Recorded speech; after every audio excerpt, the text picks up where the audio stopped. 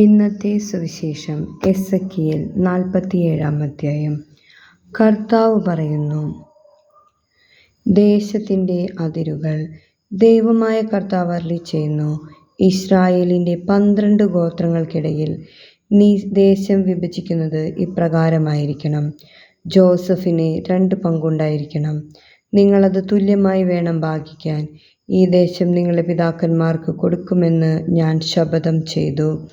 പൈതൃകാവകാശമായി നിങ്ങൾക്ക് ഇത് ലഭിക്കും. ദേശത്തിൻ്റെ അതിർത്തി ഇതായിരിക്കണം.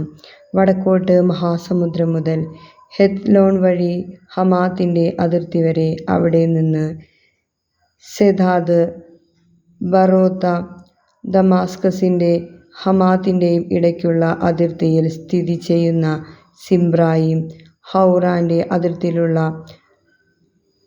ഹബേസർ, ഹത്തിക്കോൻ എന്നിവരെയും, അങ്ങനെ വടക്കേ അതിർത്തി സമുദ്രം മുതൽ ദമാസ്കസിൻ്റെ വടക്കേ അതിർത്തിയിലുള്ള ഹസാർ ഏനോൻ വരെയും അതിന് വടക്കുള്ള ഹമാത്തിൻ്റെ അതിർത്തി വരെയും. ഇതാണ് വടക്കേ അതിര്.